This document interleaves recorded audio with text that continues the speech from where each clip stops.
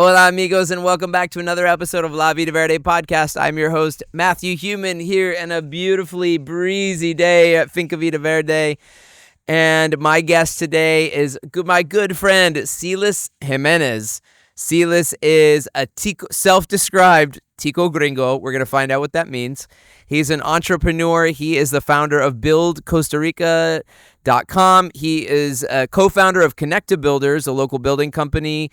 He is also the co-founder of Serena, which is a new community project they're developing in San Mateo. He's also a husband and a father to two beautiful daughters. It's going to be a great conversation. We hope you enjoy.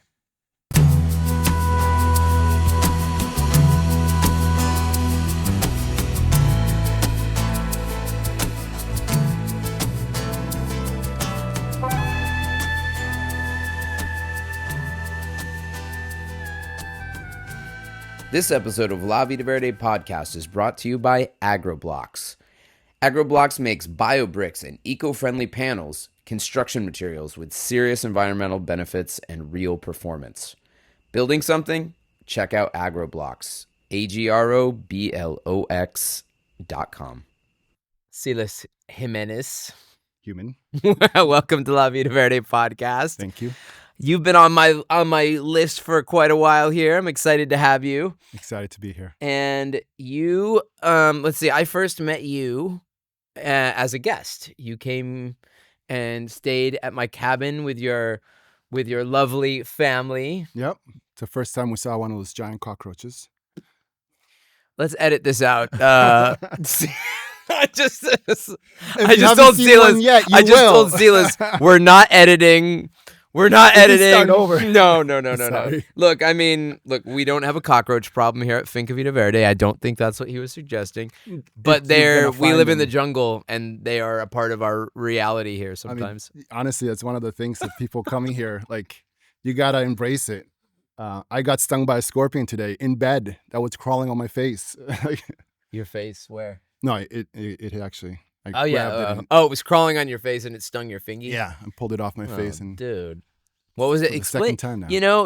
Explain to people that are watching or listening, what does that feel like? What is a scorpion? I think people are mostly so afraid of them. They're not deadly here. No, they don't kill you. Not in Costa Rica anyway. And it's like a really bad bee sting. And I went back to bed.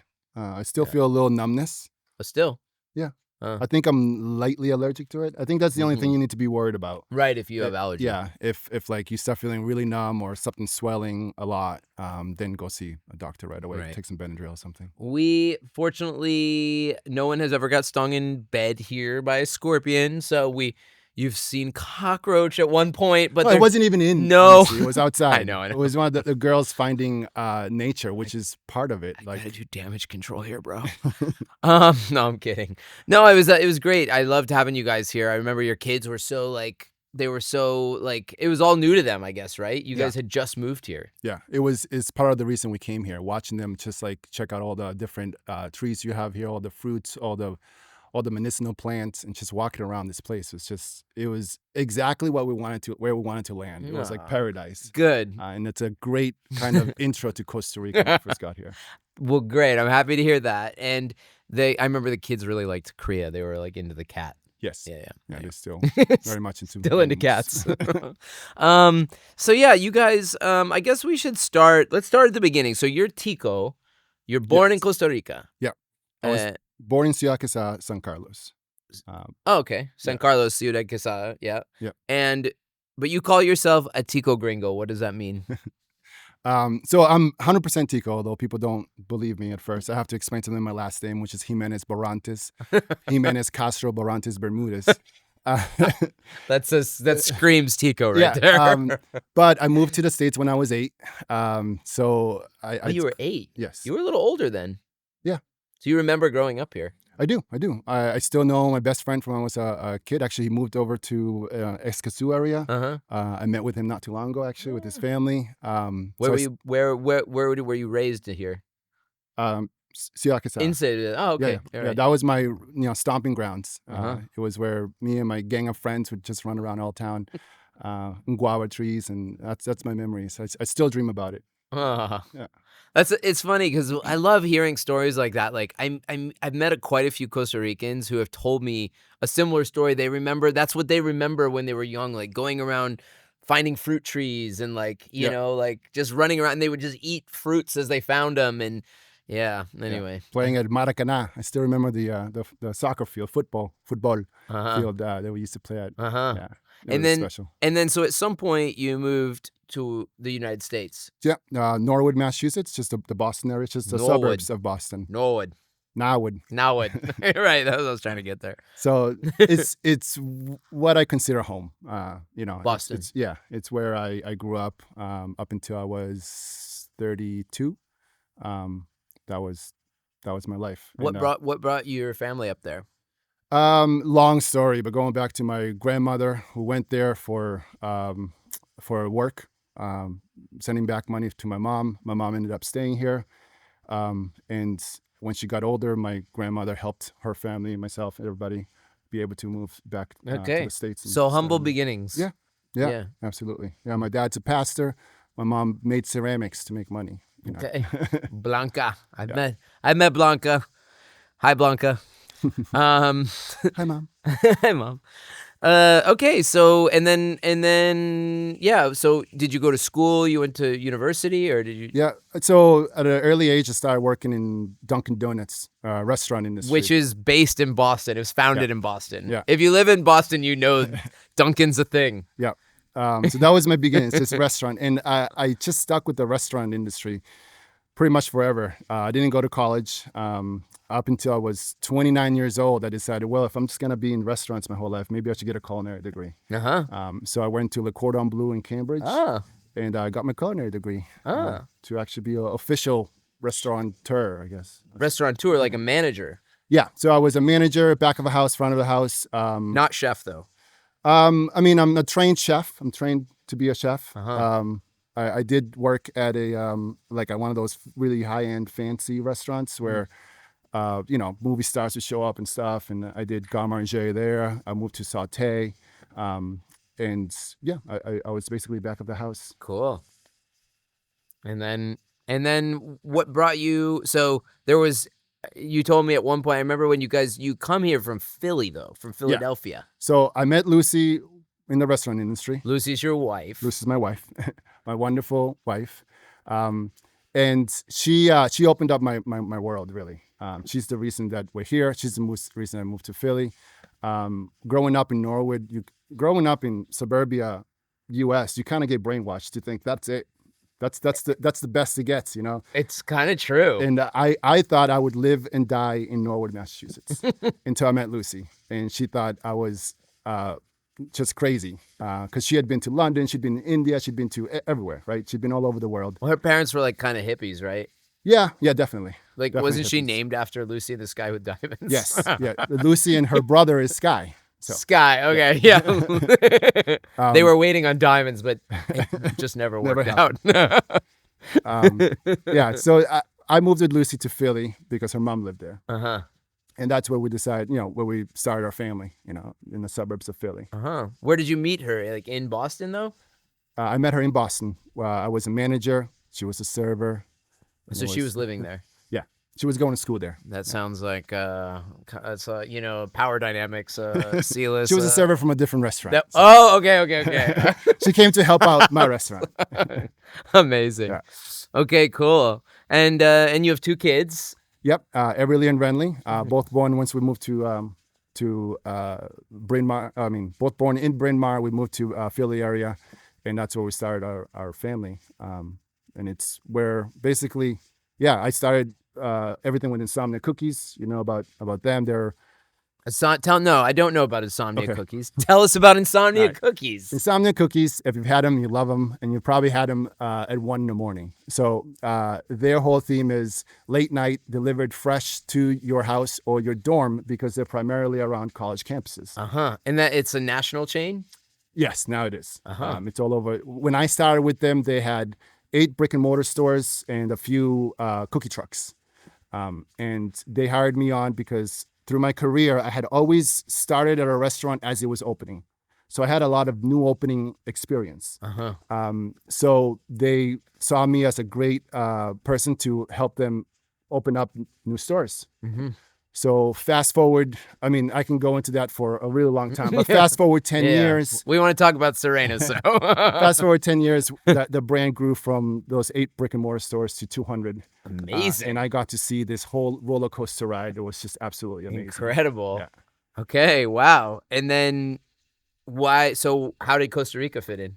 I was let go. The company was bought out and it became very corporate. So the whole dynamics changed. It was started off as kind of like a homespun company, Yeah. and they got bought out Yeah. by a big chain. Exactly. And kind of opened up an opportunity to do something different with ourselves. And I remember Lucy's thinking, maybe we should move somewhere. And I was like, I know she'd been to Europe. She loves Europe. I was like, we can't just pick up and go to Germany. Like, what do I do? Language? Like, I don't know. And I said, we could go to Costa Rica. And she's like, yeah, we could. Like, I'm a citizen. The girls would be immediately citizens. You can get your residency. We went to sleep last night. We woke up in the morning, or that night. We woke up in the morning. We looked at each other and we said, we're moving to Costa Rica. What 6 year? months later. What year was that? 2001. No, 2021. 2021. So 2021. post-COVID a little bit. During COVID. Right after. Or it was like at the tail end. Tail end of the COVID thing. Yeah. Yeah. And that was it. That was it. Yeah, we looked up. I was really into permaculture at that time. So Oh, cool. obviously, if you're into permaculture and you're looking for some place to live in Costa Rica, Ecovilla Alegria pops up. Oh, cool. I learned about Alegria just taking shape. How did you find out about permaculture? There was a place north of Philly called Thousand Fruit Farm Uh-huh. that was specialized in just everything permaculture, and I was volunteering there. Oh, 'Cause cool. I had the time. I was laid off. I was, trying to do things that I loved, and I really just kind of fell in love with the whole permaculture concept. Cool. That's so great, man. Yeah. And so, and based on that, you Google searched and found this area. Yeah. The Machuca Valley. Google brought me basically to Ecovilla. We started looking at buying in Ecovilla, and in that process, we heard about Alegria. Mm-hmm. So we ended up finding a perfect little location in Alegria that we wanted to move to. Nice. Yeah. And you bought a lot in Alegria. I think when you had first came to visit me, you had already bought your lot in Alegria. Yes. Yeah. But then, what happened? Because you don't live in Alegria now. And this is a lot of what I'm doing now, right? I saw the whole experience of going through the design phase. Everything up until then had been like the sea was parting for us. Everything was perfect. Able to sell everything, able to get funds to do this. Everything seemed great. And then we went through the design phase, and we ended up designing a house that was double where we started, right? Like we weren't going to be able to afford it. And in that, we also realized that the community living maybe wasn't exactly for, because we're staying near Ecovilla. And as much as there's so many pluses, like I'm not talking down community living for anything. Right. But But it's not for everyone. I think it's the future, honestly, but it wasn't necessary for us. Right. So we shifted gears. We said, something's not right here. Let's look around. And in looking around, we found it's just an amazing place right outside of Alegria, view out to the ocean, view to the mountains. Your place is pretty spectacular. It was, it was a gift from God, like from the gods, like whatever, like the energy, like it was handed to us. Hey, keep religion out of this. I know, Silas. I'm trying. Oh, okay. From Pachamama. But yeah, it was perfect, and it was very earth-based religions are fine. No. Okay, good. Okay. It was obvious that was where we're supposed to be.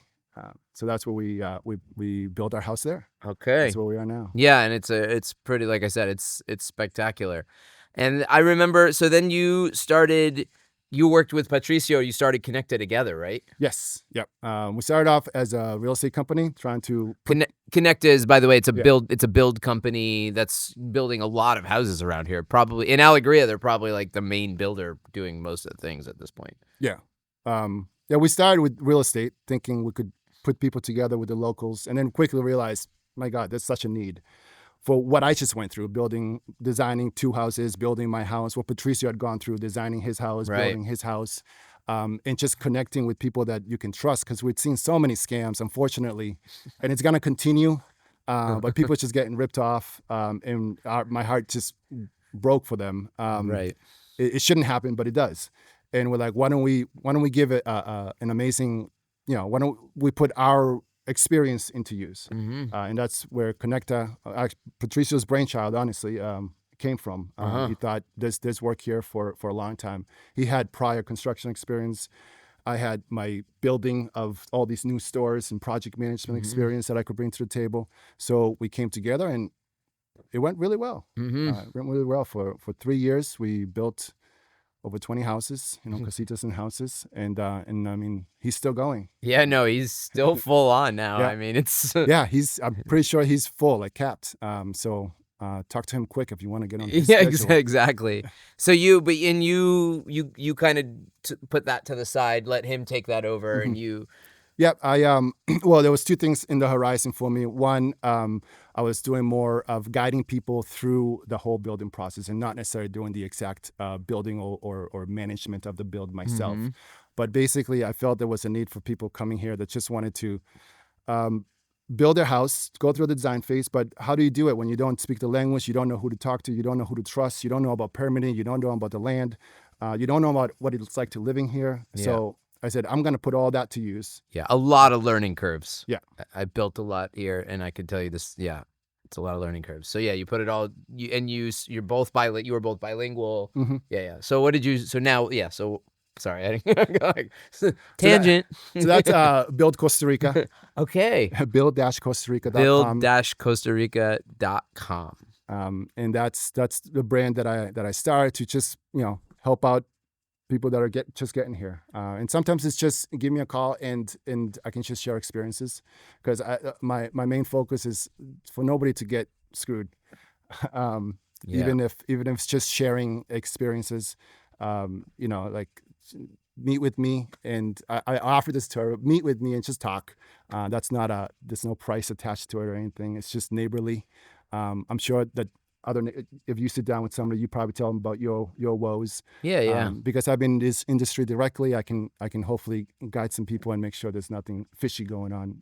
And so you have like a list of trusted people. Yeah. I imagine that you're like, this person will do you right. Yeah, I have about four two architects and builders that I trust, that I know do good work, that I know they say something, they actually do it. And for different ranges, right? So somebody might just want a little casita, build real quick. Well, I got the architect and the builder for that. Local builder that, not details maybe aren't their thing, but they can build you a solid house. Or somebody who's been, he's built 300 plus houses in Guanacaste for expats, right? Knows the level of detail that expats are used to. Right. So that's, that architect. Okay. So yeah, and so far it's going good, and yeah, very happy with it, and I feel good about it. That's my main thing, doing something that I enjoy and I feel good about. Okay. Yeah, no, it's definitely like, it's the most stressful thing, I think, building and managing. So I'm curious, like, when you don't do the project management, you're basically, they handle it on the builder's end, does that, like, Correct. They do the pricing and the I mean, I look at all that to make sure, like, okay, windows, what are they quoting? It was like, well, I think I can get a better quote on windows for this. Okay. And I go through and I see where there's areas where you can save. A lot of times it's bringing stuff from the States. Bring all your light switches and lights from the Right. States. It's worth it. And things like that, like finding little areas where they can save. I like to say, like, I'm going to save you a lot more than you're going to pay me. For sure. Probably just in the design phase. Right. Okay. Wow. I might need to talk to you. I just want some work for you, Silas. Okay, and I reached out to you recently about Serena. This has been your latest kind of venture. Yeah. Tell us about Serena. So Serena is really, really exciting to me, mainly because of my background, what I've gone through, what I saw, and kind of, wow, the cicadas just shut off. It's like that. I just shut off. You want me to turn them back on? No. Oh, okay. So I never thought I'd get into a project like this, but my friend and neighbor in Maderal came to me and he said, I have an idea. I've been developing land for 15 years. I want to take it to the next level. I want to develop land for expats, and I think you're the perfect bridge. And I don't argue with that, because knowing kind of my background in just Yeah, from where I come from. you understand both cultures very well. Exactly. It's not just bilingual, it's bicultural, right?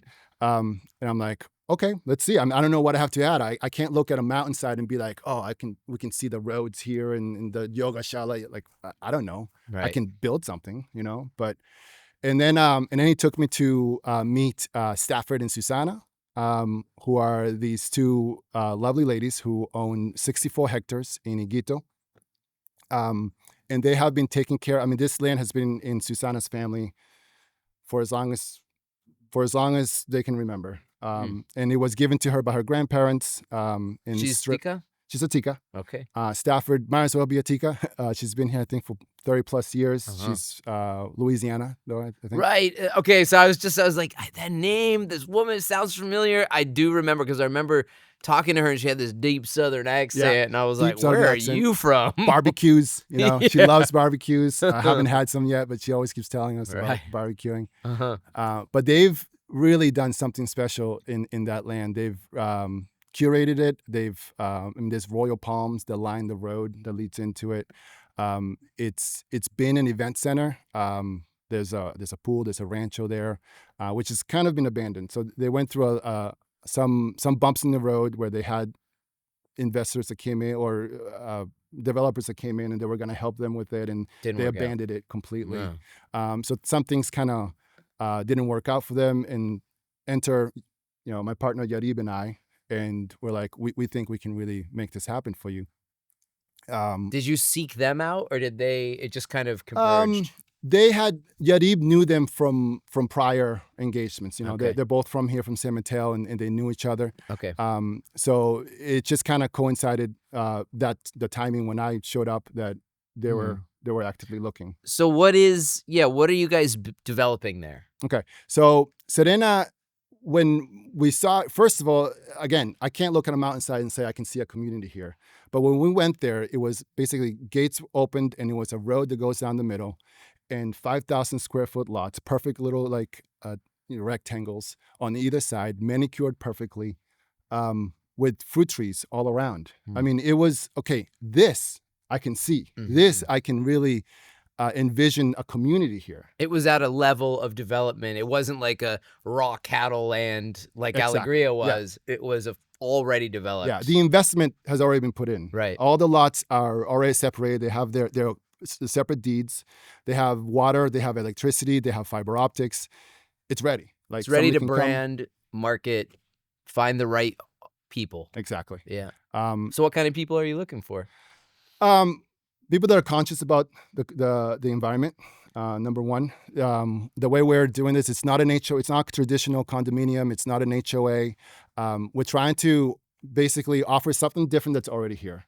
What I didn't want to do is another Alegria, another Ecovilla.